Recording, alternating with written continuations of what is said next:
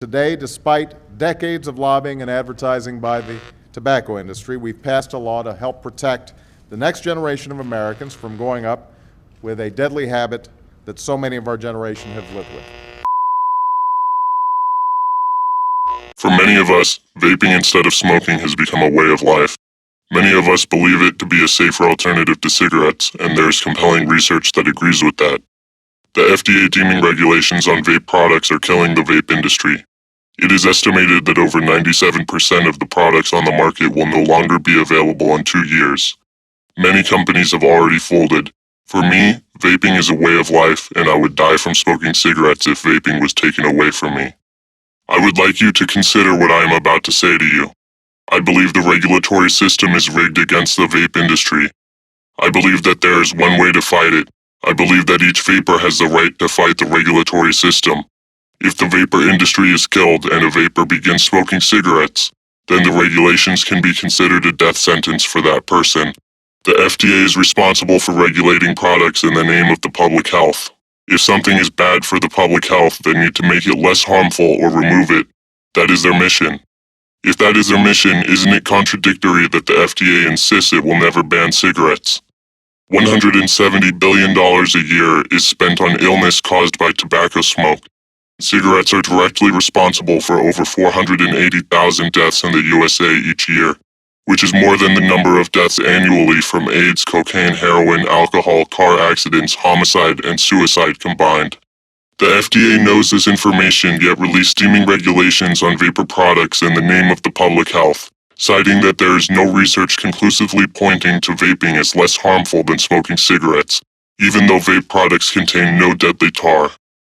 Now you ask, why do I believe the regulatory system is rigged against us? Here's why.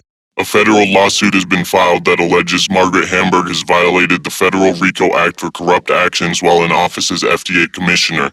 It's my opinion that she is not the only one involved in schemes to keep harmful products on the market. I suspect that the FDA is able to regulate whatever they want, however they want to, due to serious congressional oversight. I believe there is a story to tell behind the deeming regulations that have to do with the importance of tobacco bonds. Most states carry a large amount of debt collateralized by their payments from tobacco bonds. It seems to me that both the FDA and Congress are actually partnering with big tobacco whether they know it or not. If this were not the case, the FDA would not be able to release such overreaching regulations, which should be examined by Congress.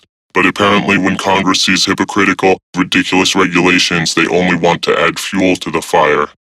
Here is what I think is happening. Some members of the FDA quite possibly are heavily financially involved with certain companies they regulate.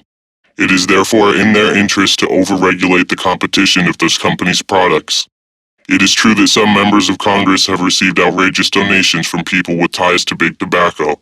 They have also then come out against vaping and legislated to impose insane taxes on vaping. Most importantly, by taking these actions, the fact that killing vaping will negatively impact public health has been buried. As regulations and taxes are heaped on the vape industry, the value of tobacco bonds goes up. This is good for states since they have tobacco bond debt. The states are balancing their debt with people's lives, while some congressional members, regulators, and big tobacco are laughing all the way to the bank. After the release of this video, I am going to release specific information to the public about the intersection of political money trails, FDA regulations, congressional oversight, and tobacco bonds. It is my hope that this will spark the desire to take legal action against all parties involved in this death sentence to our way of life. To save itself, the vapor industry will need millions of dollars to spend on the right fight. I believe the time for revolution is now. This is a call to arms. I am requesting your help in fighting this rigged and backward system. Our weapon is e-juice. These are our weapons. For each bottle sold, Tin Vape Company will donate 50% of the profit to funding the fight against this corrupt system. Tin Vape Company is an acronym for There Is No Vape Company, representing the bleak future that awaits all vapors in a short 2 years. If each of the 15 million vapors in the US buys just one bottle, we'll have enough money to fiercely fight every aspect of this war on corruption. Our intention is to bring legal action against those possibly corrupt individuals involved in the creation of these regulations in order to help take us all off of death row. Alternatively, If we do not reach our goals and we are not able to fund our own fight, we will donate the entire fund to an organization that is already fighting. We cannot fight for you. We can only fight with you. The revolution is now. Save vape or die smoking.